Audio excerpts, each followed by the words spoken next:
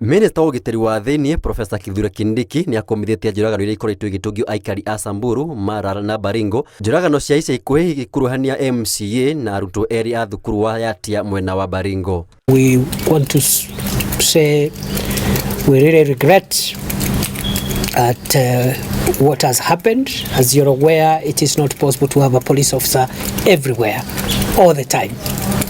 And whenever we try our best to prevent occurrences, where occasionally in rare cases criminals succeed, we take action immediately. Kindiki augite thirikari ndĩgwĩtĩkĩra gũkuruhania mbara cia kũhũrana na ekinaĩ na ũteti, kuona nĩkĩo gĩtũmi kĩnene gĩa kuongerereka kwa njũragano ici. We also want to ask the political leaders not to bring in politics in security matters.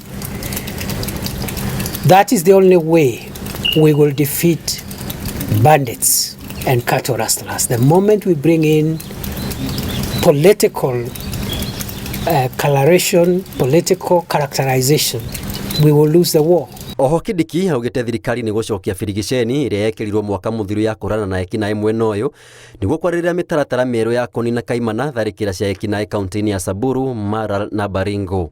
So we are going to review the operational order that was issued last year, and we are going to now target new areas where we think bandits and other criminals, including highway robbers, are exploiting to hurt our people.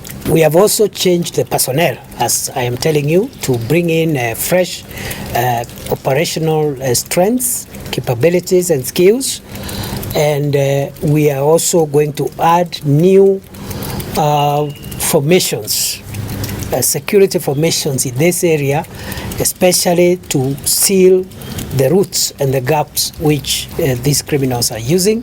Handũ-inĩ ha Inooro TV, njĩtagwo Maina wa Kĩhara.